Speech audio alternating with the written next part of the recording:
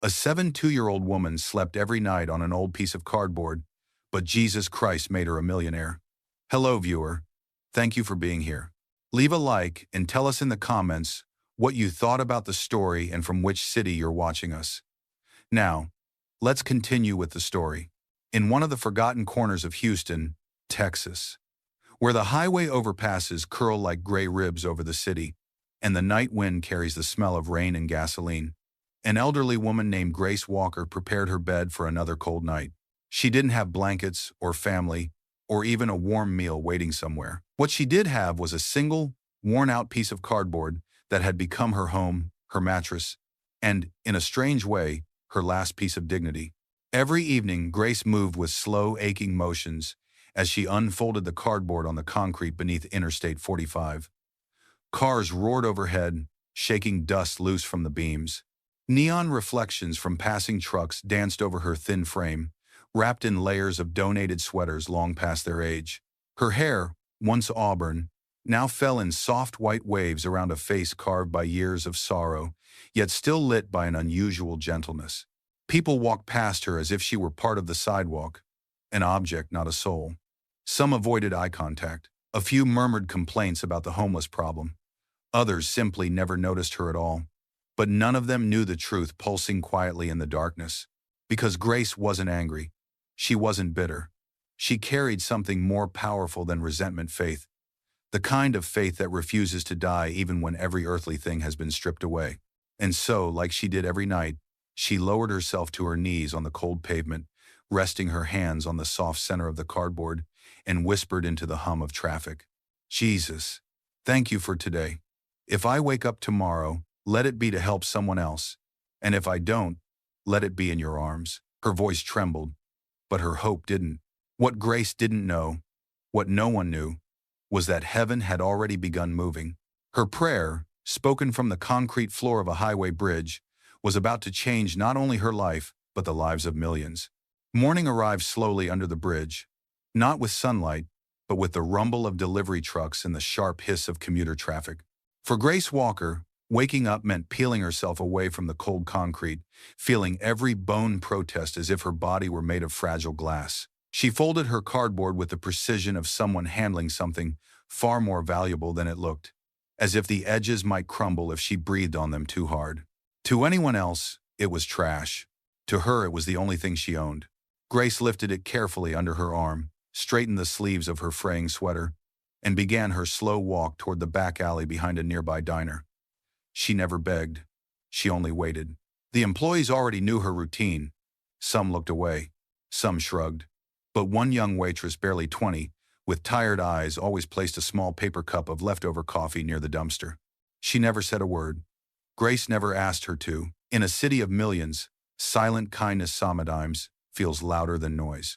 With her coffee warming her palms, Grace continued her route, collecting cans to recycle, checking church bulletin boards for meal schedules, stopping by the public library to rest her legs in the warmth. Librarians had grown used to seeing her sit quietly in the corner chair by the window. She never caused trouble. She simply read the same Bible donated years ago until the pages curled like dried leaves. Yet even with the routine, hardship clung to her like a shadow. Her shoes were patched with tape, her fingers stiff from cold, her stomach often empty until evening. But those who truly watched her, not the ones who glanced, but the ones who saw, noticed something strange. She smiled more than most people with houses, cars, and full bank accounts. If a child dropped a toy, she picked it up for them. If a stray dog limped by, she shared her crumbs. If another homeless man cursed at life, she placed a hand over his shoulder and whispered, "Jesus hasn't forgotten you." Grace wasn't invisible because she was poor. She was invisible because the world no longer understood her kind of richness, and it was precisely this richness, the richness of spirit, of patience, of heartbreaking humility, that would soon draw heaven's attention and the eyes of the entire nation. Long before Grace Walker ever slept beneath a highway bridge, she lived a life that most would call ordinary, but to her, it was beautiful. She grew up in a small Texas town, the daughter of a mechanic and a seamstress, raised on homemade meals, Sunday church services, and the belief that God watched over every breath. At 22, she married Daniel Walker, a quiet, big-hearted man who worked at a manufacturing plant. They dreamed small, but dreamed together. A tiny house with a white fence, a vegetable garden, maybe 2 kids who would grow up chasing fireflies in the backyard. For a while, it seemed God smiled on them. Grace worked part-time as a caregiver for elderly neighbors, and Daniel brought home modest but steady pay. Their home echoed with laughter, radio music, and the smell of Grace's peach cobbler. Then life changed. The first tragedy arrived like a storm, without warning. Their only child, a bright little boy named Matthew, died in a sudden car accident when he was just 10. One careless driver on a wet road shattered their entire world in less than a minute. Daniel held Grace every night as she wept into his shirt, and though he tried to be strong, she saw the light slowly drain from his eyes. But Grace never blamed God. She whispered the same words at Matthew's funeral that she whispered under the bridge decades later. Lord, if you took him home, then hold him close. Years passed. The grief softened, but it never left. Just when they began to find a fragile peace, tragedy struck again. Daniel collapsed at work, cardiac arrest. Doctors tried everything. Grace held his hand as machines beeped in frantic patterns, until the line finally went still. She was 50 when she became a widow. She was also alone. Bills buried her. Medical debts swallowed what little savings they had. She sold the house, the car, the furniture, every memory boxed away and traded for survival. She moved into smaller and smaller apartments, then a room, then nothing. But through every loss, one thing remained untouched: her faith. Grace believed God hadn't abandoned her, even when the world did.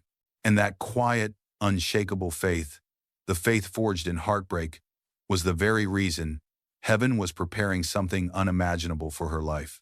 After Daniel's death, the world didn't collapse all at once. It crumbled quietly, piece by piece, like a house with a cracked foundation that nobody notices until it's too late. At first, Grace tried to keep her life together. She moved into a small apartment, took extra caregiving shifts, and clipped coupons with the discipline of a soldier. But grief has a way of weakening the spirit faster than hunger weakens the body. Her health began to suffer. Her knees stiffened. Her eyesight blurred. Her heart, already torn, struggled to keep up with the demands of survival. Then came the medical bills, insurance disputes, late fees, rent increases. Each envelope in the mail felt heavier than the last, as if the paper carried not just numbers but judgment. She tried government assistance, but the waiting lists were long and the paperwork endless. She applied for part-time work, but most employers told her gently, sometimes not so gently, that she was too old, too slow, or too fragile. Her savings evaporated. Her pantry emptied. Her hope dimmed. And then, one winter afternoon, after months of fighting to stay afloat, her landlord knocked on the door. He wasn't cruel. He was simply tired of waiting. "I'm sorry, Miss Walker, but you need to vacate by Friday." Grace stood silently, one hand on the doorframe as if holding herself up. She nodded slowly, thanked him, because that's who she was, and closed the door on the last room she would ever call her own. That Friday, she carried out her remaining belongings: a bag of clothes, a few photos, a Bible with worn edges. She walked until her legs burned, the cold wind cutting through her coat. By nightfall, she found herself outside a homeless shelter. Full. "Try again tomorrow," they said. She slept sitting up against the wall, pulling her coat tight as the temperature dropped. Her breath fogged in the air. Her fingers stiffened. No one looked at her. The next day, she discovered the piece of cardboard behind a grocery store. The same cardboard that would become her bed, her refuge, her only possession for years. With trembling hands, she lay it on the ground, sat down slowly, and whispered into the evening, "Lord, I don't know why you've brought me here, but if this is where I must be, stay with me." She did not know heaven had begun listening more closely than ever. It happened on a gray Thursday morning, the kind where the clouds hang low over Houston like a heavy curtain. City officials had gathered near the downtown plaza to promote a new initiative aimed at reducing visible homelessness. Cameras lined the sidewalks. Reporters waited with microphones. Tents, posters, banners, everything was staged to look like progress. Grace Walker, unaware of the event, wandered nearby in search of a warm meal. She stayed at the edge of the crowd, clutching her folded cardboard under one arm like a fragile shield. She didn't want attention. She only hoped someone might hand out leftover food after the speeches. But someone noticed her. A wealthy donor's wife dressed in a designer coat and a smile meant for cameras spotted Grace at the fringe. Her expression tightened, as if Grace were a stain on the perfect image she was trying to portray. "Oh, look," she said loudly, nudging a reporter. "One of the problems we're trying to fix." Laughter. A few camera operators smirked. A city official winced but didn't intervene. Then, in a moment that would later break millions of hearts, the woman walked over to Grace holding a neatly wrapped sandwich. "Here, sweetheart. You must be starving," she said, her voice sugar-coated but sharp underneath. Grace reached out with trembling hands, hands that hadn't held a fresh meal in days. But just as her fingertips touched the wrapper, the woman accidentally let it fall to the pavement. The sandwich burst open on the concrete. "Oh no," she said dramatically. "Well, you're used to eating off the ground, aren't you?" She pressed her expensive heel onto the sandwich, grinding it into a smear of bread and dirt. Cameras flashed. A few people laughed. Nervous, cruel, uncomfortable laughter. Someone whispered, "This is going viral." Grace's face reddened as she looked at the ruined food. Her body trembled, not with anger, but with something deeper. Hurt, humiliation, the quiet ache of a soul already bruised. Yet she did not curse. She did not defend herself. Instead, she knelt slowly, painfully, and picked up the crushed pieces with the gentleness of someone gathering flowers. "Thank you, Jesus," she whispered, "for whatever you give." Her humility silenced even the wind. And somewhere, behind a row of news vans, a local journalist wiped his eyes and hit record. Grace carried the crushed sandwich in a small plastic bag as she walked away from the plaza. The humiliation still stung like fresh bruises on her heart, but she held her head gently upright as if refusing to let shame take more than it already had. She found a quiet alley to sit in, brushing off a patch of pavement before laying her cardboard down. It wasn't much, just enough space for her aching bones and weary spirit. She opened the bag and looked at the pieces of bread and meat, dirt-streaked but still food. She hadn't eaten since the morning before. Hunger clawed at her stomach, sharp and merciless. She whispered, "Thank you, Lord, for even this." Just as she lifted a piece to her mouth, a faint cry broke through the alleyway. It wasn't the cry of an adult. It was the thin, desperate wail of a baby. Grace turned. At the end of the alley sat a young woman, maybe 19 or 20, wrapped in a thin hoodie. Her arms cradled a tiny infant whose face was pale with hunger. The young mother rocked her child helplessly, tears streaming silently. "Ma'am, are you okay?" Grace called softly. The girl looked up, startled. "No, I haven't eaten in 2 days. I can't make milk. He's starving." The baby cried harder, tiny fists trembling. Grace felt her chest tighten. She had so little, almost nothing, but this girl had even less. She glanced at the ruined sandwich. It wasn't clean. It wasn't pretty, but it was all she had. And without a second thought, she tore the largest piece in half and crawled toward the young mother. "Here, sweetheart," she said, placing the food gently into her hands. "Eat slowly. You need strength so your baby can eat too." The girl stared at her in disbelief. "Why? Why would you give this to me? It's yours?" Grace smiled, her eyes warm despite the cold. "Because Jesus shared everything he had, and I want to live like him, even if all I have is a broken sandwich." The girl began to eat cautiously at first, then hungrily, gratefully. Moments later, the baby latched onto his mother's breast, finally able to feed. Relief washed over both of them. The young woman whispered, voice trembling, "You're an angel." "No," Grace said softly. "Just a woman he hasn't forgotten." Neither of them noticed that, at the mouth of the alley, a camera lens was watching, capturing a moment that would soon change everything. His name was Rick Morrison, a local news journalist with 25 years of experience and almost as many years of emotional calluses. He had covered hurricanes, shootings, corruption scandals, political rallies. He had seen enough human suffering to grow numb, enough dishonesty to grow cynical. At least, that's what he believed. But something about the homeless woman he had filmed that morning, the quiet dignity, the humiliating sandwich, the way she whispered, "Thank you, Jesus," after being mocked, had unsettled him in a way he couldn't explain. So he followed her at a distance, not out of curiosity, but out of something deeper, something like conviction or guilt. And when he saw her kneeling beside a young mother in the alley, offering the only food she had, the same food someone had crushed beneath a designer heel, Rick felt something inside him crack open. He kept filming, not because he wanted views, not because it was newsworthy, but because it was holy. Back in his apartment that night, he played the footage again and again. Grace's trembling hands, her whispered prayer, the moment she said, "Jesus shared everything he had, and I want to live like him." Rick pressed pause and stared at the screen. "When was the last time I lived like that?" he whispered to himself. He couldn't answer. Around midnight, he opened his laptop and began to edit, cutting out faces of officials, removing the cruelty, leaving only Grace's humility, her compassion, her Christ-like generosity. He wrote a caption not as a journalist, but as a man ashamed of how blind he had become. "Tonight, I witnessed the purest form of love I've ever seen." A homeless grandmother shared the only food she had with a starving mother and child. She didn't complain. She didn't curse. She thanked Jesus. "If this doesn't move you, I don't know what will." He hesitated for a long moment. Then he clicked post.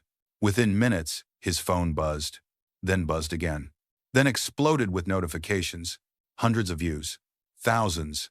Tens of thousands. Rick sat back in his chair, eyes widening. He whispered to the empty room, "Grace, what have you done?" He had no idea that by morning, the entire country would be searching for the woman with the cardboard bed. By sunrise, Rick Morrison's video had ignited something the country hadn't felt in a long time: collective compassion. The post spread first through Houston, then Texas, then, impossibly, across the entire nation. Mothers shared it with their daughters. Teachers showed it in classrooms. Pastors played it during morning services. People who claimed they didn't believe in anything found themselves wiping tears they couldn't explain. Within hours, Grandma Grace trended on every platform. TikTok, 4.2 million views. Instagram, 8.7 million. YouTube, 15 million and climbing. Celebrities reposted the clip. Veterans wrote messages about dignity. Atheists commented, "I don't believe in God, but this woman makes me wish I did." One sentence from Grace's trembling voice captured America like a hymn. "Jesus shared everything he had, and I want to live like him." Comment sections flooded with the same question: who is she? And where can we find her? Organizations jumped in. Shelters asked if anyone recognized her. Local churches began forming search groups. A Christian radio host called her a living sermon. A billionaire philanthropist tweeted, "If anyone knows the identity of this woman, I want to help her rebuild her life today."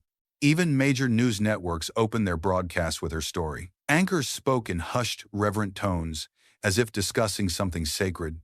But while the world searched, Grace remained under the same highway bridge, completely unaware that millions of people were looking for her. She didn't know her face had traveled farther than she ever had. She didn't know her simple act of mercy had pierced the hardened shell of a nation. She only knew her stomach growled, her bones ached, and her cardboard needed a dry place before the afternoon rain. Meanwhile, in a studio crowded with cables and monitors, Rick Morrison stared at the impossible numbers on his screen. His inbox overflowed with messages from producers, pastors, nonprofits, and strangers from as far as South Korea and Brazil. One message caught his eye: "Find her, please. The world needs her more than she knows." Rick grabbed his coat, heart pounding with a sense of urgency he hadn't felt in years. "All right, Grace," he murmured. "If the world is looking for you, then so am I." He had no idea that what he was about to find would change not only her life, but his own.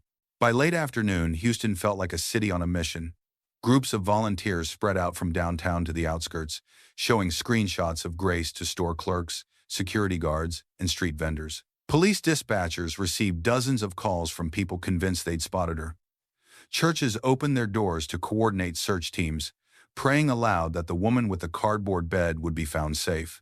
But Grace's quiet, gentle, unseen moved like a shadow between the places most people overlooked. Rick Morrison and two coworkers headed toward the highway overpasses, guided by the instinct of someone who had followed stories his entire life. "If she's trying to stay hidden," Rick said, She'll be somewhere predictable, somewhere familiar. As they approached the stretch of road beneath I-45, the noise of traffic roared overhead like waves. Under one of the pillars, they noticed a small shape curled against the concrete. A woman. A cardboard bed. A worn-out coat. Rick's breath caught. "It's her," he whispered. They approached slowly, careful not to startle her. Grace stirred, blinking up at the group standing before her, reporters with cameras, a young volunteer holding blankets, a social worker clutching a clipboard. For a moment she looked terrified, as if she expected to be told to leave again, to move, to disappear. "Sorry," she murmured, scrambling to fold her cardboard. "I didn't mean to sleep where I shouldn't. I'll go." "No, ma'am," Rick interrupted, his voice breaking. "Please, don't go. We're here for you." Grace froze. "For me?" Rick knelt down so he was eye level with her, a gesture she hadn't seen from anyone in years. "The whole world is looking for you," he said softly. "Millions of people watched what you did today. You touched their hearts. You changed them." Her eyes widened, filling with confusion and disbelief. "I changed." "What?" The young volunteer stepped forward with trembling hands. "Ma'am, people want to help you. They want you safe. They want to give you a home." Grace shook her head, overwhelmed. "I don't understand.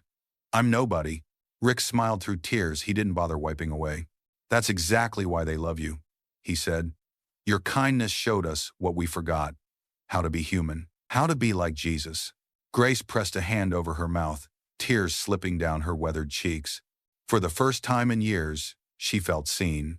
Not as a burden, not as a problem, but as a blessing. And this was only the beginning. Grace Walker didn't understand why they brought her to a hotel that night. She kept gripping her cardboard, hugging it to her chest as if someone might take it away.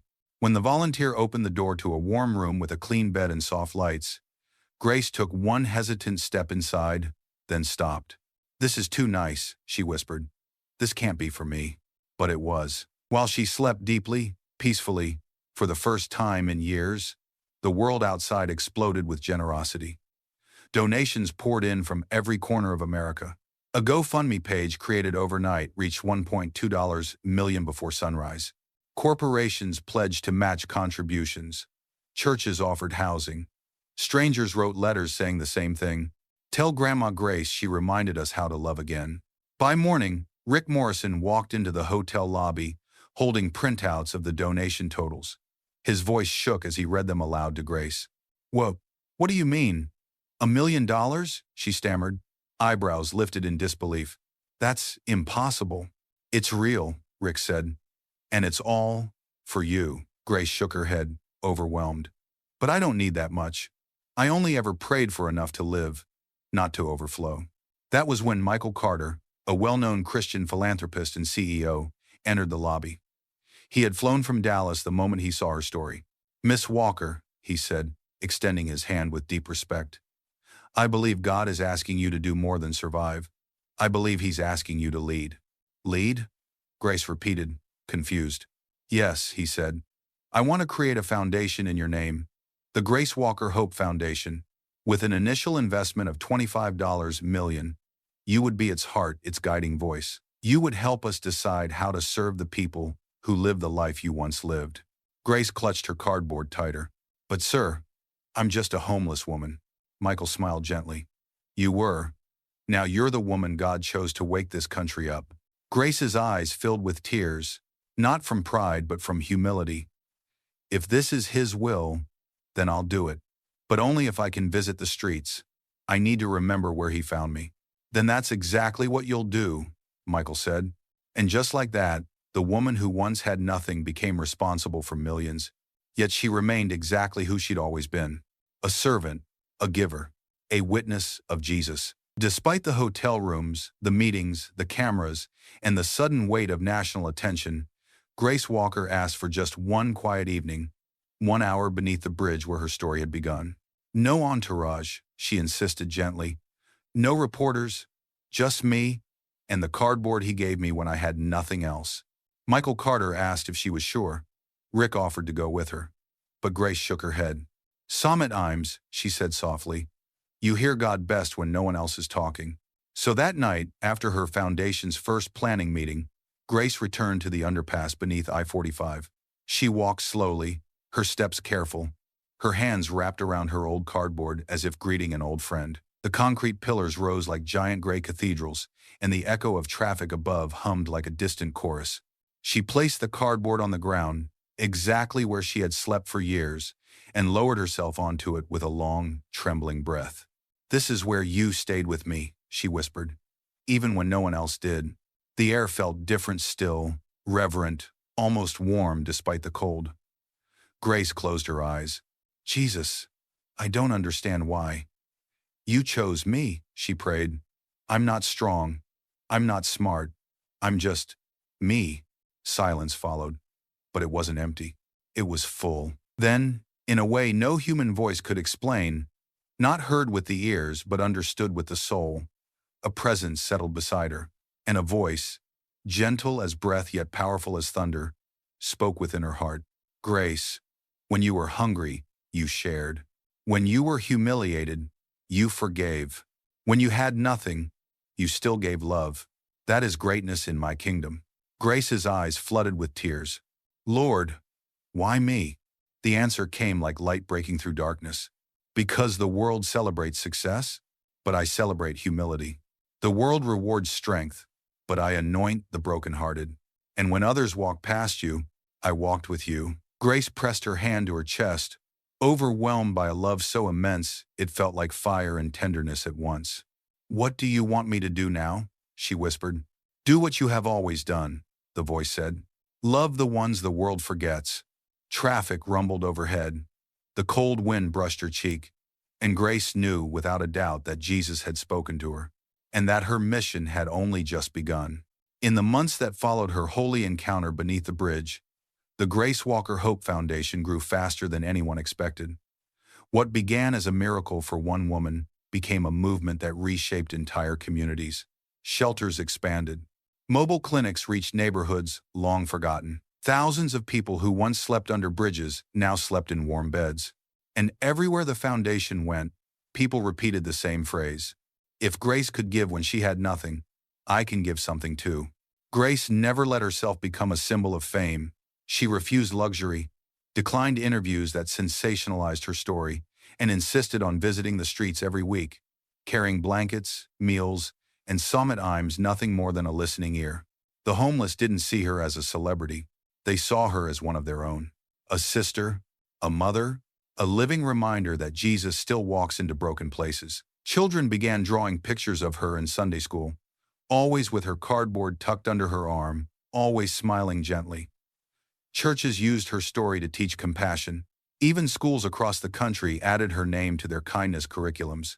But Grace's favorite part, the one that made her cry every time, was hearing formerly homeless men and women say, "Because of you, I found hope again." At 75, she was wealthier than she had ever dreamed, but not in the way the world defines wealth. She was rich in souls touched, meals shared, prayers whispered over wounded hearts. Her cardboard, preserved in a glass case at the foundation's headquarters, carried the inscription, "The bed of the richest woman in America." And yet Grace would smile and say, "I wasn't rich because of money. I was rich because Jesus never stopped loving me, even when I had nothing."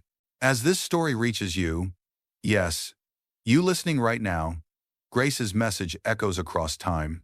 Your life matters. Your kindness matters. Your small acts of love can move heaven itself. If Jesus could use a homeless grandmother sleeping on cardboard, he can use you too. Thank you for listening to this encounter of faith. Before you go, if this story touched your heart, please like the video, share it, and subscribe to Jesus Christ Encounters so more people can be reminded that miracles still happen, especially through the humble, the forgotten, and the faithful.